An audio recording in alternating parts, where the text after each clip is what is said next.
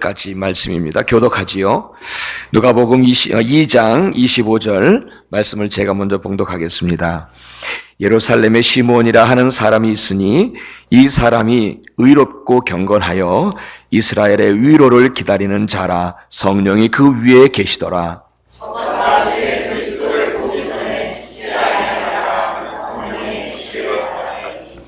성령의 감동으로 성전에 들어가매 마침 부모가 율법의 전례대로 행하고자 하여 그 아기 예수를 데리고 오는지라.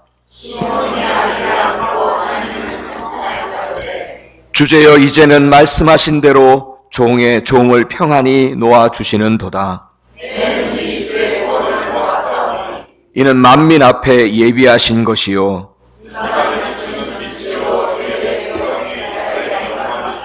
계속이요 그 부모가 그 아기에 대한 말들을 기히 여기더라. 아멘. 우리에게 주시는 하나님의 말씀입니다. 아멘.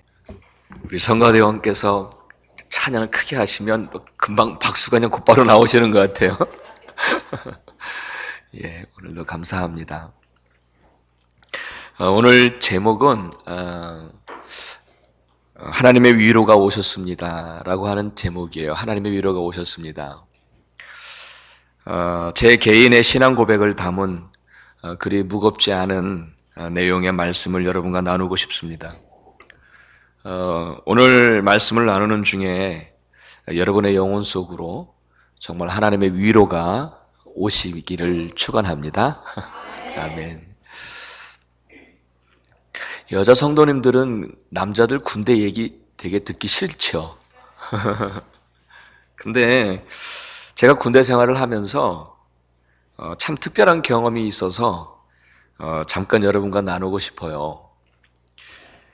제가 군대 생활을 했던 곳은 강원도 양구에 있는 21사단 백두산 부대라고 그러거든요. 그 백두산 부대에서 제가 일반 사병으로 군 생활을 했어요. 근데 그 군 생활하는 중에 제가 상병이면 이 짝대기가 3개거든요. 그 상병을 달자마자 제가 대대장실에서 근무를 하게 됐어요. 근데 그 대대장실을 바로 옆에 조그만 공간이 있는데 그 공간에서 항상 대기하고 있다가 대대장님이 뭘 심부름 시키면 심부름하고, 그리고 또 어떤 손님들이 오면은 티나 혹은 커피를 대접하는 일을 했습니다. 약 한 8개월 동안에 그렇게 제가 대대장실에서 근무를 했는데요. 그 사이에 8개월 그 사이에 제가 좀 특별한 경험을 했어요. 뭐냐면 여러분 사령관 하면은 별 4개죠. 별 4개. 별 4개를 단 일군 사령관이, 원주에 있었던 일군 사령관이 저희 부대를 방문하게 된 거예요. 근데 이 사령관이 한 번 방문을 한다고 하니까 정말 우리 부대는, 이 대대는 아주 초비상에 걸린 거예요. 사령관이 잠시 머무르는 그 대대장실, 거기는 거의 막 완전히 새 건물처럼 바꿔놨어요. 사병들은 훈련을 받지 않고 대신에 밤늦게까지 길 닦고 돌 줍고 그리고 환경 미화하고 정말 2주간 동안에 그렇게 아주 야단들이었어요. 드디어 그날이 왔어요. 드디어 그날이 왔는데 저는 새벽에 일찍 일어나서 대대장님 실로 올라가가지고 마지막 점검을 다 했어요. 그리고 이제 그 사령관님이 오시는 도착할 시간이 되었을 때에 그 대대장의 간부들하고 함께 그 사령관을 영접하러 연병장이라 그러죠. 그 큰 운동장으로 내려갔습니다. 잠시 후에 헬기 3대가 그 연병장 주변, 우리 부대 주변을 한 바퀴 돌더니 착륙을 하는 거예요. 그런데 보니까 사령관의 헬기는 좀 다르더라고요. 덩치가 제법 크고 정말 그 사령관이라는 대단한 위용을 느낄 수가 있었어요. 야, 정말 사령관은 다르구나, 이런 생각을 하게 됐어요. 그리고 별 4개가 뜨니까, 별 4개, 그 사령관이 한 명이 뜨니까 그 사람하고 함께 온 별들이 있어요. 그 대대장실 그 조그만 그 테이블 위에 한 20개의 별이 함께 모여 있었어요. 장군들이. 그날 그 대단한 별들 앞에서 제가 커피잔을 놔야 되는데 이거 뭐 조금 실수하면 큰일 나는 거잖아요. 이거 영창 가잖아요. 그러니까 얼마나 리허설을 많이 했는지 몰라요. 정말 여러분, 사령관이 한 번 뜨는데, 사령관이 한 번 오는데 그 위용은 정말 대단합니다. 여러분, 제가 왜 이 말씀을 드리겠어요? 우리 주님이 이 땅에 오셨는데 우리 주님이 이 땅에 오시는 것과 여러분 비교가 되지 않습니까? 우리 주님은 어떤 분이십니까? 요한복음에서는 그분을 증언하기를 그분은 말씀이 육신이 되어 이 땅에 오셨습니다. 그런데 그 말씀은 곧 하나님이시라고 소개하고 있지요.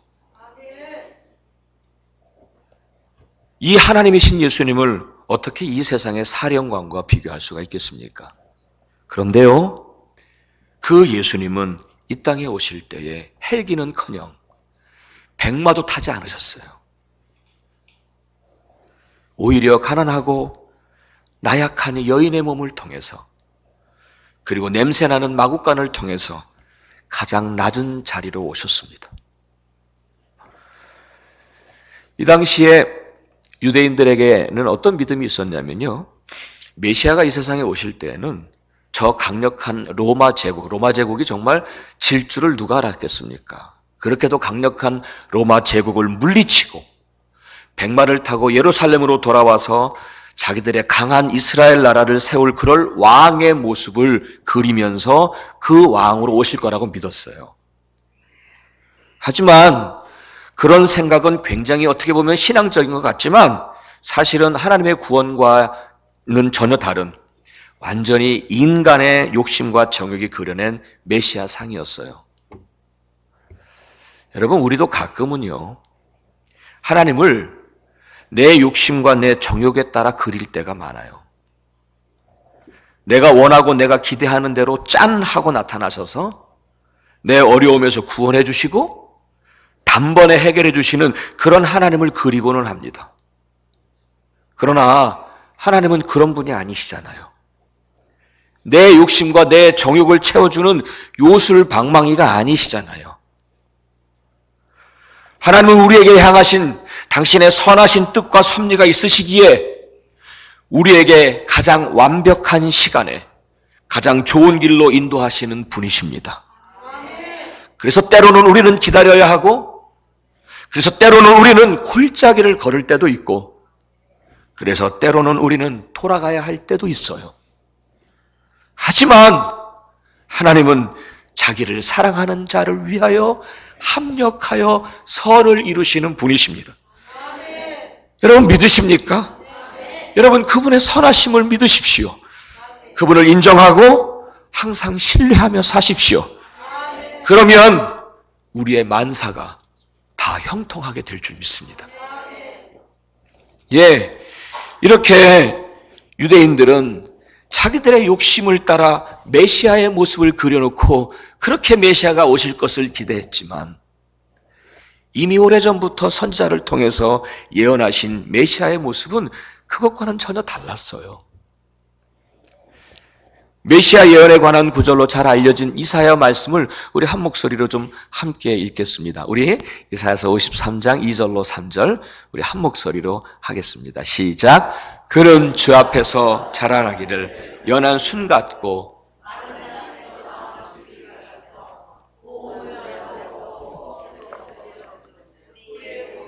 흠모할 만한 아름다운 것이 없도다. 그는 멸시를 받아서 사람에게 실어 버림바 되었으며 간고를 많이 겪었으며 질고를 아는 자라. 마치 사람들에게 얼굴을 가리우고 보지 않음을 받은 자 같아서 멸시를 당하였고 우리도 그를 귀히 여기지 아니하였도다. 예, 우리의 구원자요 메시아신 그분은 대단한 풍채를 가지고 오신 것도 아니었고 엄청난 위용을 가진 모습으로 오시지 않았습니다. 오히려 별로 귀하지 않은 모습으로 가장 낮은 자리로 오셨습니다. 여러분, 낮은 자리에 처하지 않은 사람은 낮은 자의 삶을 이해하지 못합니다. 가장 낮은 자로 오신 것은 가장 낮은 자까지 당신의 위로가 필요했기 때문에 가장 낮은 자를 우리 주님은 더 구원하셔야 하기 때문에 그럼에도 유대인들은 자신들의 욕심을 따라 메시아를 그려놨어요. 강력한 로마 제국을 물리치고 백마 타고 오셔서 예루살렘으로 오셔서 우리를 구원하실 분이라고 그렇게 기대하고 있었던 거예요. 하지만 하나님의 구원의 계획 가운데는 그 계획 가운데 오신 예수 그리스도는 가장 낮은 사람들에게까지도 어루만져 주시고 위로하시는 그 자리로 오셨던 거지요. 여러분, 물론 우리 다 위로가 필요한 사람들이지만 그러나 정말 위로가 필요한 사람들은 세상 사람들 그늘에 있는 거예요. 그들이 진정한 위로가 필요한 사람들 아니겠습니까? 남들은 눈에 보이지 않아요. 마치 운전할 때 사각지대처럼 우리가 살아가면서 우리의 인생을 살다 보면 보이지 않는 부분들이 참 많아요. 그러나 그 가운데 그 보이지 않는 그곳에 정말 위로가 필요한 사람들이 많거든요. 우리 주님은 그들을 위하여 그 자리 낮은 자리까지 오신 거예요. 그분이 왕으로 오셨으면 그 아래에서 고통받는 백성들은 어떡하라고요?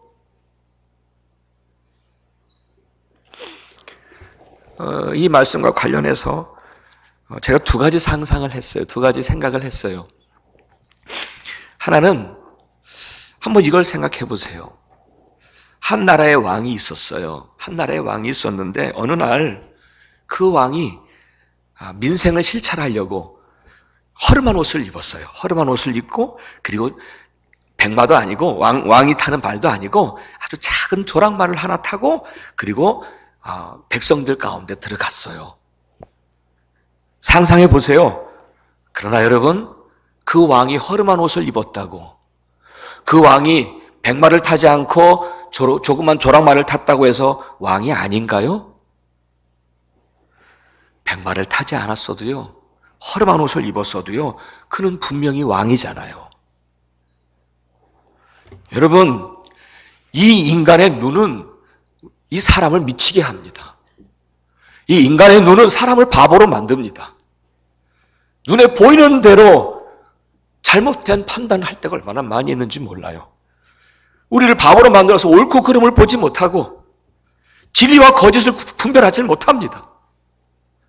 그래서 백마 타고 오지 않았다고, 허름한 옷을 입었다고 메시아를 보지 못하고 메시아를 십자가에 못 박은 게 인생들입니다. 예수님의 탄식처럼 눈이 있어도 보지 못하고 귀가 있어도 듣지 못하는 참으로 어리석은 인생들 아니겠습니까? 그래요. 우리 주님이 백마를 타고 오지는 않으셨어도, 엄청난 위용을 드러내지 않으셨어도 그분은 하나님께서 우리의 구원을 위하여 이미 예비하시고 보내신 우리의 진정한 메시아요, 우리의 구원자이심을 믿습니다. 아멘. 또 한 가지 이런 상상을 생각을 해봤어요. 제가 사령관을 맞이했던 그날, 제가 대대장실 바로 옆에 있었잖아요. 그 작은 공간에서 숨소리도 제대로 못 내면서 그냥 가만히 있었어요. 그러면서 제가 들은 말이 있어요. 그 사령관이 이런 식으로 말씀을 하셨어요. 각 지휘관들은 사병들을 내 자식처럼, 내 동생처럼 사랑하면서 잘 이끌어서 사고 없이 그리고 강한 군인으로 잘 길러야 한다. 뭐 이런 내용의 훈시였어요.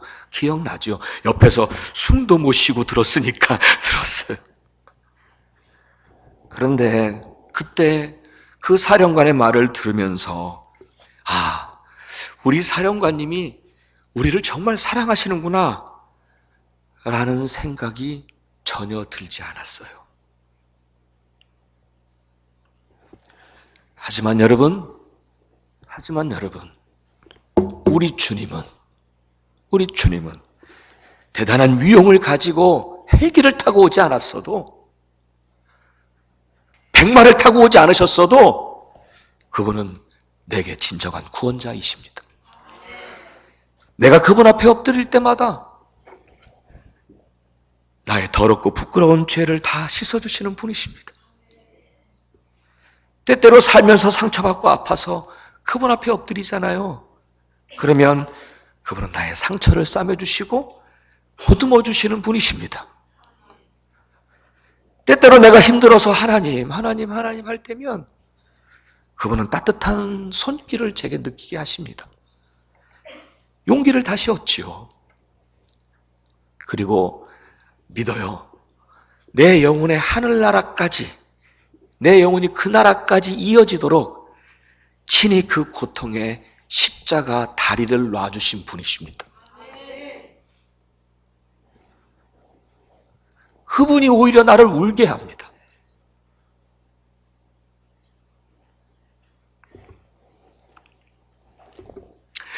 우리 예수님은 이렇게 나 같은 죄인에게 진정한 위로로 오셨어요.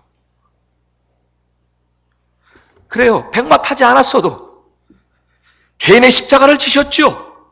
비참하게 돌아가셨죠. 그러나 그분은 분명 나의 메시아요, 나의 구원자요, 나의 하나님이십니다.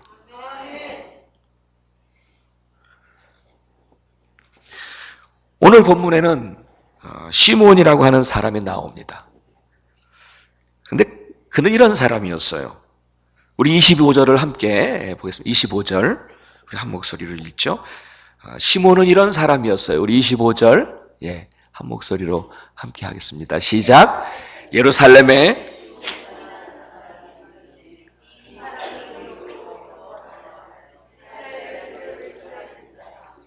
성령이 그 위에 임하시더라. 아멘. 그를 가리켜 그는 이스라엘의 위로를 기다리던 사람이었어요. 여기서 이스라엘의 위로는 메시아를 말하죠. 그러니까 시므온에게 있어서 메시아가 오신다는 것은 그 자체가 이스라엘에게 큰 위로가 된다는 말씀이에요. 여러분 한번 이런 상상을 한번 생각해 보세요. 이런 생각을 한번 해보세요. 우리도 가끔 좀 위험한 상황에 놓일 때가 있잖아요. 그때 제 옆에 어떤 대단한 재력가 혹은 대단한 권력을 가진 사람이 제 옆에 있어요. 그런데요, 그런 대단한 사람이 내 옆에 있다고 해서 그것이 내게 위로가 되지는 않습니다. 물론 그 사람이 나를 구원해 줄 수 있지 않을까 헛된 기대라도 하고 싶겠죠. 하지만 그 자체가 내게는 위로가 되지 않을 것 같아요. 이것과 비교해서 내가 어떤 위험한 상황에 처했다는 소식을 듣자마자 옷도 제대로 걸치지 않고 그대로 달려온 아버지. 그분에게는 이런 멋진 위용은 없었어도 그분이 내게 달려온 것 그 자체가 내게는 어디서도 얻을 수 없는 위로가 되지 않겠습니까? 그래요, 여러분. 하나님의 백성들에게 있어서 참된 위로가 무엇입니까? 돈을 많이 가지는 거? 세상에 큰 권세를 얻는 거? 건강하게 사는 거? 내 꿈을 이루는 거? 그것이 정말 여러분에게 진정한 위로가 되셨나요? 사실 그리 멀지 않은 날 우리는 이 세상의 것들을 다 내려놓고 가야 할 날 그리 멀지 않았잖아요. 그렇다면 오늘이라는 삶을 살아가야 하는 우리에게 진정한 위로가 무엇이겠습니까? 이에 대해서 의롭고 경건했던 시므온만은 올바로 깨달았던 것 같아요. 사람과 세상이 주는 위로는 잠시 위로가 될지는 모르겠지만 진정한 위로가 될 수 없다는 사실을 그는 깨달았습니다. 그리고 구원자이신 메시아 예수 그리스도 그분이 우리 인생들에게 오신 것 그 자체만으로도 우리에게는 큰 위로가 됨을 깨닫고 그 위로를 기다리고 있었던 사람이었습니다. 내게 무엇을 주고 안 주고에 떠나서 내 아버지가 내게 달려와서 내 옆에 있어주는 것만으로 나는 큰 은혜가, 내 큰 위로가 되는 것처럼 내 삶이 어떻게 되든 안 되든 내가 원하는 대로 되든 안 되든 그것은 세상에 어차피 곧 끝날 것들 아닙니까? 그것 때문에 내가 위로를 받는 거는 그건 아니잖아요. 우리 주님이 나를 위하여 이 땅에 오셨다는 것 그 자체가 우리에게 큰 위로가 됨을 믿습니다. 시므온은 그것을 깨달았기에 그 하나님의 위로를, 이스라엘의 위로를 기다리고 있었던 거예요. 그런데 그 위로를 기다리고 있던 중에 성령의 감동하심을 받아 성전으로 들어가 보니 거기에 예수 그리스도가 계셨어요. 아기 예수 그리스도를 보는 순간 그는 하나님의 위로가, 이스라엘의 위로가 우리에게 오셨구나. 그리고는 이렇게 찬송합니다. 하나님, 지금까지 이스라엘의 참된 위로를 내가 기다리고 있었는데 이제 내 눈이 주의 구원을 보았나이다. 시므온이 아기 예수를 보았을 때에 그가 평생 동안 기다려왔던 진정한 하나님의 위로를 느꼈던 것 같습니다. 그리고는 평강 가운데 그는 이 세상을 떠난 것 같습니다. 사랑하는 여러분, 저와 여러분은 예외 없이 누구나 다 위로가 필요한 사람들입니다. 저도 그래요. 저도 위로가 필요해요. 다시 말씀을 드려서 우리는 예외 없이 누구나 다 예수 그리스도가 필요한 사람들입니다. 정말로 이 땅에서 찾는 위로는 정말 잠시잖아요. 사람들에게 받는 위로 정말 잠시잖아요. 나 홀로 있을 때 누가 나를 위로해 주나요? 나 홀로 깊은 절망 가운데 있을 때 누가 나를 위로해 주나요? 나의 가족들에게조차 할 수 없는 말들, 그거 끙끙 앓고 혼자 괴로워하고 내 가슴 부여잡을 때 누가 나를 위로해 주나요? 없습니다. 예수님은 야곱의 우물가에서 이렇게 말씀을 하셨어요. 내가 주는 물은 영원히 목마르지 않는다. 이런 말씀을 하셨어요. 내가 주는 물은 영원히 목마르지 않는다. 여러분, 먹을 때만 잠시 좋고 시원한 야곱의 우물물이 우리의 진정한 위로가 될 수가 없습니다. 잠시의 갈증을 풀 수 있겠지만 또다시 목말라 하며 살잖아요. 그러므로 여러분, 더 이상 이 땅에 야곱의 우물물에서 위로를 구하지 마십시오. 곧 실망하게 될 것이고 또 목말라 할 것입니다. 오히려 나를 사랑하사 하늘의 위용까지 다 버리시고 나의 삶의 자리에까지 내려오셔서 나를 붙들어 주시고 나의 깊은 상처를 만져주시고 내가 주 앞에 엎드릴 때마다 나를 용서해 주시고 아무도 모르는 절망이 나를 괴롭게 할 때에 내 손 잡아주시고 내 영혼이 하늘에 닿을 때까지 함께 해 주시겠다고 약속하신 그 주님, 그 주님이 주시는 위로, 그것이 진정한 위로요 참된 위로임을 믿습니다. 사랑하는 여러분, 이제 강림절기를 시작을 해서 오늘 이 말씀을 여러분과 나누었습니다. 이번 강림절, 우리 예수 그리스도의 오심을 기다리는 이 강림절에 여러분 정말 우리 주님의 위로가 여러분의 영혼과 여러분의 삶에 오시기를, 충만하게 임하시기를 우리 주 예수 그리스도 이름으로 축원합니다. 아멘. 기도하겠습니다.